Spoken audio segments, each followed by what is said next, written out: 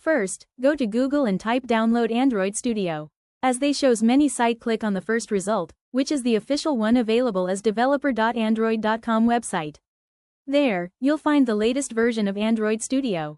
So on the first page you can see the official IDE for Android app development. Here you can click download. After clicking on you can see their terms and conditions, so now after accepting it, your IDE will be ready to download.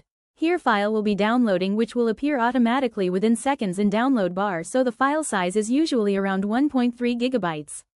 Since I've already downloaded it on my system, I'll pause the download. Here you check in your Chrome if you're downloading from there.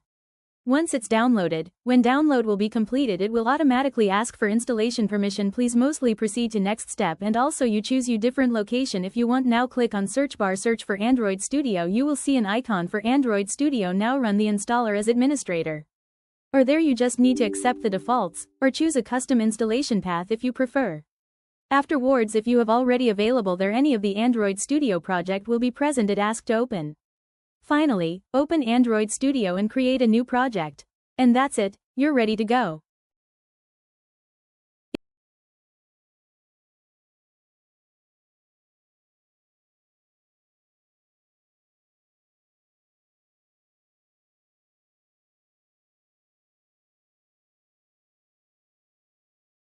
Here after it's appear as I already have few of application projects, so it's asking to open. From there you can also create new project of your own. So now you can the building process of the project has been started. You see the project already available. The major thing for first time installation process and project loading used to take time, so keep you passions in it. And also if you want you can also change its theme, and there also different files are open. If you want you can also see its XML file and preview for better development experience.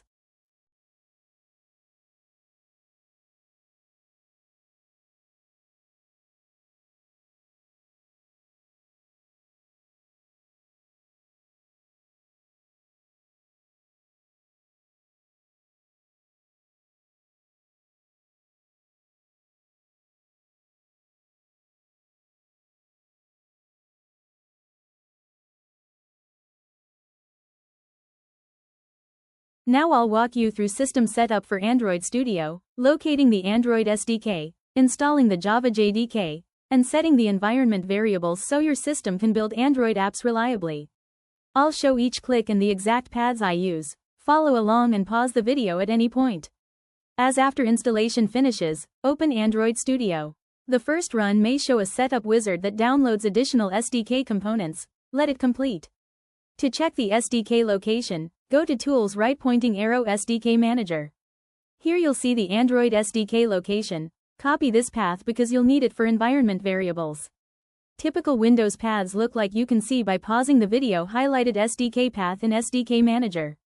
Next we need the Java JDK. Android Studio bundles a JDK, but it's good to have a proper JDK installed or to know its location. If you installed a separate JDK, note the installation path. The JDK is necessary because tools like Javik and Gradle use Java behind the scenes. Without it you'll see build errors when building applications. Now let's set environment variables. On Windows open Control Panel, then System, and then Advanced System Settings, then Environment Variables. Click New under System Variables and add Android SDK location as shown in the video. You can also check by pausing it.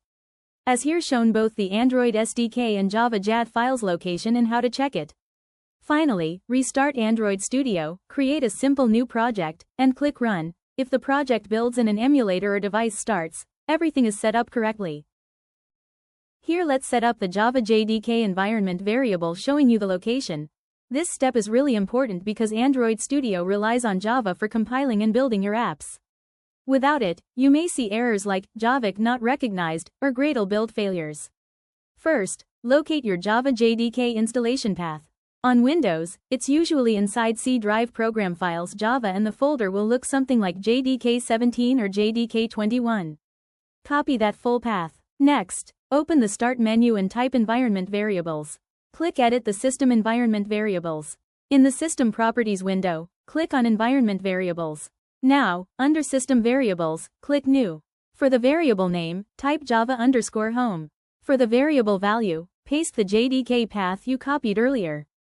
After that, select the variable called path, click Edit, then New, and add Java_home bin. This makes sure the system can run Java commands directly from the terminal. Click OK on all windows to save your changes. Now your all setup is done. Make sure to restart then run the application.